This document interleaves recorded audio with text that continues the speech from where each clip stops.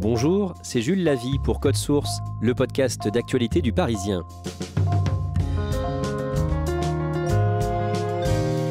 Les étudiants et les jeunes salariés sont particulièrement touchés par la crise sanitaire. En janvier, le Conseil d'analyse économique a publié une étude sur le sujet. Depuis le début de l'épidémie, les 20-25 ans ont vu leurs revenus baisser 2 fois plus que le reste de la population. Pour Code Source, Claudia Prolongeau s'est rendue à Paris dans une association étudiante qui distribue des centaines de paniers repas chaque semaine. On va écouter l'histoire d'Hugo, à la fois bénévole et bénéficiaire. Bienvenue à une distribution de Copains Solidarité Étudiante. C'est la distribution du vendredi soir. C'est une de nos 3 distributions hebdomadaires. Il y a une petite queue d'étudiants. On essaye de la faire la plus courte possible parce que c'est pas très sympa de faire attendre les gens dans la rue, particulièrement quand il fait froid. C'est un peu moins le cas maintenant, mais particulièrement quand il fait froid. De 18h30 à 20h30, l'association Copains distribue des paniers alimentaires rue des Tournelles, dans le 3e arrondissement de Paris. Je suis accueillie par un bénévole qui me fait faire le tour de la maison des initiatives étudiantes de Bastille. Du coup, il passe dans un couloir qui est également celui où on stocke les fruits et légumes parce que c'est un couloir un peu frais vu qu'il est aéré la plupart du temps. Devant l'immeuble en pierre, des étudiants font la queue. Puis ils passent tour à tour une porte cochère et reçoivent un peu de gel hydroalcoolique avant de pénétrer dans le hall où a lieu la distribution. Sur la droite, il y a également un comptoir avec des bénévoles qui peuvent répondre aux questions et plus loin des salles où, au besoin, on peut s'isoler. Très vite, je rencontre Hugo, un bénévole qui a la particularité d'être aussi bénéficiaire. Il y a 1 an, il n'aurait jamais cru se retrouver dans cette situation. Et il accepte de me raconter pourquoi. Je fais de la photo depuis, même avant que j'ai appris à lire. Mes parents m'ont appris la photo parce que je trouvais ça beau le métier de l'image. Ça permettait de parler et c'était universel. Je ne sais pas si c'est un hasard, je suis très très mauvais en langue. Et la photo, quelle que soit la langue qu'on parle, on la voit, on a un message qui passe, on y est sensible ou pas. Et donc j'ai appris ça tout petit et ça m'a suivi pour m'amuser avec des potes et puis pour retranscrire ce que je voyais, des manifestations sur lesquelles je passais par hasard et puis après auxquelles je me rendais pour pouvoir prendre des photos. La photo m'a accompagné pendant longtemps, jusqu'à l'année dernière en gros. Hugo a 20 ans, 2 sœurs, dont une encore à la charge de ses parents, et il vit entre Paris, chez ses copains, et les Hauts-de-Seine, chez sa mère. Il est étudiant en droit à la Sorbonne et passionné de photos. C'est difficile de se dire professionnel quand on fait de la photo. En tout cas, je vendais des photos à tout un tas de gens. Mon activité principale, c'était et c'est toujours être étudiant. Mais en tout cas, voilà, j'en avais une pratique intensive et qui m'a amené à travailler avec de grands journaux, de grandes agences comme l'AFP. J'ai pu même vendre des photos à Radio France, il faut le dire. J'ai passé en tout cas une grande partie de mon temps, que ce soit les manifestations, les festivals, les meetings politiques, quelque chose que j'aimais beaucoup prendre en photo. Alors j'ai commencé à vendre vraiment autour de mes 16-17 ans pour une moyenne autour de 300-400 euros. Au moment où je suis arrivé à l'université, ces 300-400 euros, ils faisaient plaisir pour pouvoir avoir une sociabilité et sortir avec des amis. Je vivais chez mes parents séparés, donc une semaine chez l'un, une semaine chez l'autre. Et puis voilà, je jonglais entre cours, travail et belle vie, pour dire ça rapidement. En mars 2020, quand le confinement est décrété, Hugo sait que ça sera dur. Mais il est loin d'imaginer à quel point. Alors quand le Covid est arrivé, c'était la surprise. Et puis je me suis surtout dit, ça va être hyper dur pour les cours.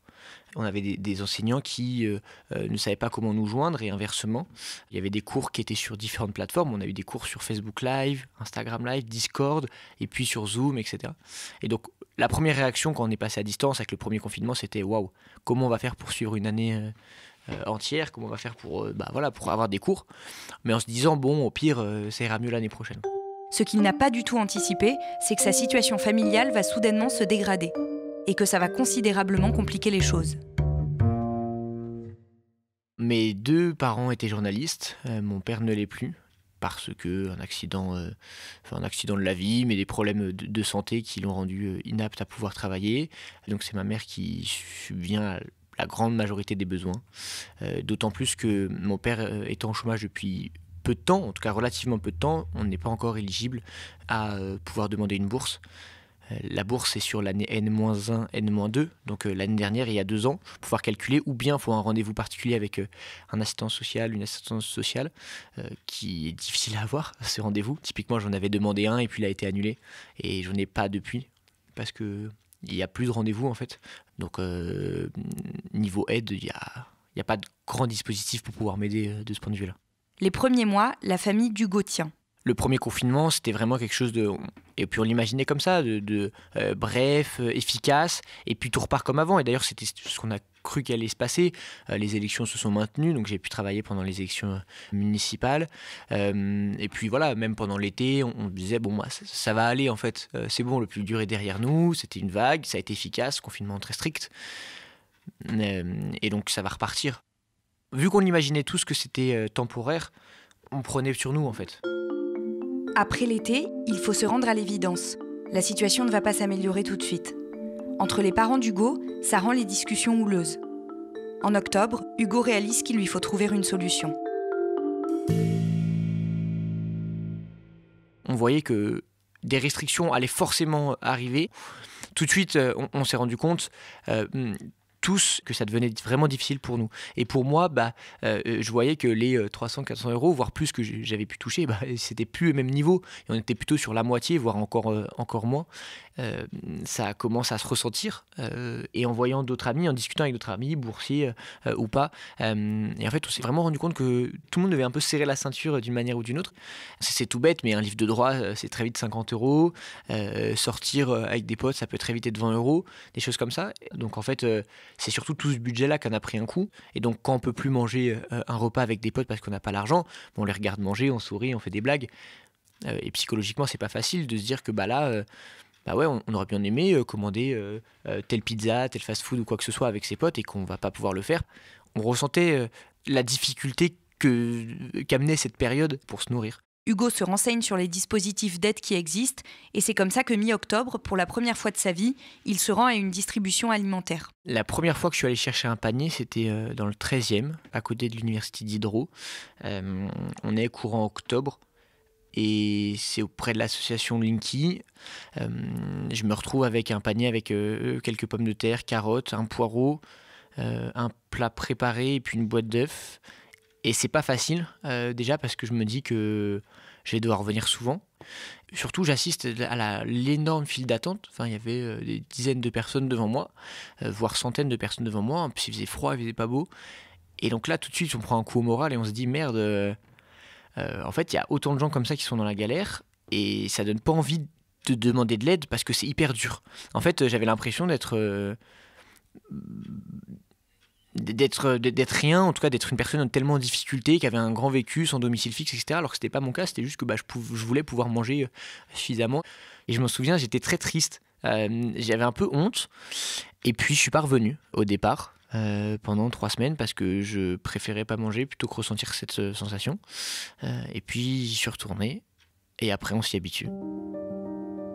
On s'habitue sans vraiment s'habituer parce qu'on a toujours ce pincement au cœur de se dire je demande. Et puis surtout je sentais vraiment une distance entre les bénévoles en général et puis moi, comme si eux dans leurs yeux c'était un peu pas de la pitié mais pauvres étudiants. Et c'est pas méchant, pas du tout, et vraiment heureusement qu'ils étaient là pour pouvoir aider sur ces jours. Mais il y a ça en plus qui est difficile, c'est que quand on prend un panier auprès de gens et on a l'impression que c'est une sorte de charité, et en fait c'est encore moins facile psychologiquement en plus de la difficulté alimentaire. Et c'est ça en fait qui vous a donné envie de devenir bénévole à votre tour dans une association un peu différente? Je me suis dit mais en fait j'aimerais bien pouvoir remercier les personnes qui m'aident d'une manière ou d'une autre. On m'a toujours appris que si on donne, essaie de donner en retour de la manière que tu peux le faire. J'ai découvert Copain Solidarité Étudiante et Copain, leur discours c'était vraiment une association pour les étudiants, par les étudiants. Et je me suis dit que c'était génial de pouvoir aider des étudiants, les pairs, parce que on était tous étudiants et en fait on était surtout une grande bande de potes, bénévoles ou étudiants qui viennent chercher un panier, une grande bande de potes et qu'on pouvait tous s'entraider, se serrer les coudes, etc. Je te mets un petit peu de gel, hop, et c'est juste là au fond du couloir à gauche. Merci. Okay. Du coup là il y a un étudiant bénévole qui donne les paniers, c'est Camille, qui donne les paniers qui sont précomposés. Donc il y a Camille, qu'est-ce qu'il y a dedans? On a des bananes, des carottes, des oranges et après il va se remplir avec tout ce qu'il faut pour tenir la semaine. Pour les premières distributions de Copain fin novembre, il y a déjà une centaine de bénévoles dans l'association créée en août. Ils distribuent alors 150 à 200 paniers par semaine, près du Panthéon et à la Maison des Initiatives de Bastille. Aujourd'hui, ils sont plus de 450 bénévoles à distribuer près de 800 paniers par semaine.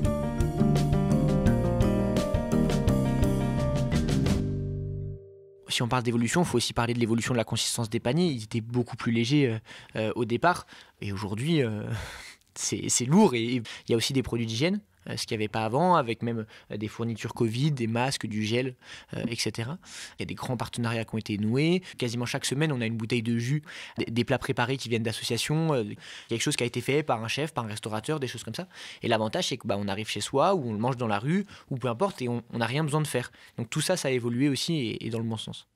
Malgré la grande réussite de Copain, Hugo, comme les autres étudiants, affirme que l'association n'a pas pour objectif de continuer à exister. On est tous d'accord là-dessus, c'est que l'association, elle n'aurait jamais dû exister et elle ne devrait plus exister. Sauf que malheureusement, c'est un principe de réalité aussi, elle existe parce qu'il y a un besoin et la réponse n'est pas pleinement apportée. Il n'y a pas eu de réponse systémique, il n'y a pas eu d'augmentation des bourses, de gel des frais d'inscription. Presque 7 étudiants sur 10 sont des étudiants étrangers parmi les bénéficiaires. Or, les étudiants étrangers ne sont pas éligibles à la bourse d'État. Et surtout, les étudiants qui sont non-européens payent des frais d'inscription majorés. C'est-à-dire que c'est des frais d'inscription 10 fois supérieurs à ceux des étudiants nationaux. Il n'y a pas eu de gel ou de diminution, même exceptionnelle, de ces frais d'inscription pour les étudiants extra-communautaires. Il n'y a pas de solution qui a été mise en place. Et ce qui fait que si Copain ne devrait pas exister et ne devrait plus exister, on sait très bien, malheureusement, que l'année prochaine, elle sera toujours là parce qu'il y a des étudiants qui se sont endettés aussi pour pouvoir payer leurs études alors qu'ils ne pouvaient plus travailler à côté pour pouvoir se nourrir, etc. Donc en fait, les effets ils vont se faire ressentir sur le long terme. Et donc c'est pour ça que malheureusement, le principe de réalité veut que on s'organise déjà pour continuer l'année prochaine et on sait très bien que l'année prochaine, on sera là. Maintenant, espérons que dans 2 ans, ce ne soit plus le cas. Pour le moment, Hugo, lui non plus, n'arrêtera pas de bénéficier des aides alimentaires. Mais aujourd'hui, son engagement lui permet de ne plus culpabiliser.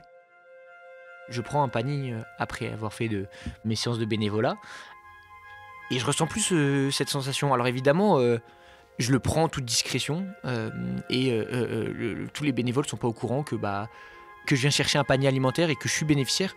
Et je sais qu'il y a d'autres bénévoles qui le sont aussi, qui ne le disent pas.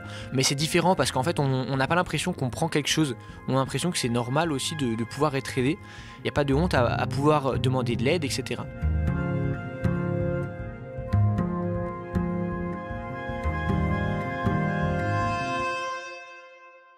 Claudia, est-ce que beaucoup de bénévoles de l'association sont dans le cas d'Hugo, c'est-à-dire qu'ils ont besoin de prendre un panier chaque semaine? Oui, sur les 450-500 bénévoles qu'ils sont environ aujourd'hui, ils sont à peu près un tiers à avoir aussi besoin de cette aide alimentaire. Est-ce que la capacité de distribution de l'association va encore augmenter ? Normalement, oui. Aujourd'hui, ils distribuent à peu près 800 paniers par semaine. Mais là, ils viennent d'ouvrir un nouveau lieu de distribution qui se situe porte de Vanves. Et donc, ils espèrent qu'ils vont très vite passer à 1000 personnes bénéficiaires de ces paniers toutes les semaines. Claudia, est-ce que l'association Copain a aussi des revendications ou des propositions à faire pour améliorer les conditions de vie des étudiants ? Alors, ils ne veulent pas entrer dans le débat politique, donc non. En revanche, ils essaient d'alerter sur les faits. Ils font des études auprès de leurs bénéficiaires. L'une de ces études a d'ailleurs été publiée chez nous dans Le Parisien il y a 2 semaines. Et à partir de ces résultats, ils alertent sur le fait, par exemple, que 70% de leurs bénéficiaires sont des femmes. Ils posent la question de savoir pourquoi et ils aimeraient qu'on leur réponde. On sait pourquoi ? Alors oui, il y a le fait déjà qu'elles doivent acheter des protections hygiéniques et que ce sont des produits extrêmement chers. Donc ça les met vite dans la difficulté. Et il y a aussi le fait qu'elles travaillent davantage dans des secteurs où il y a eu plus d'arrêts, comme le tourisme, l'hôtellerie ou la restauration. Merci Claudia Prolongeau. Cet épisode a été produit par Thibault Lambert, Marion Botorel et Salomé Robles. Réalisation Julien Moncouquiol. Code Source est le podcast d'actualité du Parisien, disponible chaque soir du lundi au vendredi. Pour ne rater aucun épisode, abonnez-vous sur Apple Podcast ou Google Podcast ou Podcast Addict par exemple. N'hésitez pas à nous écrire codesource@leparisien.fr et on vous répondra. Et puis si vous aimez Code Source, dites-le nous en laissant des petites étoiles ou un commentaire sur votre application préférée.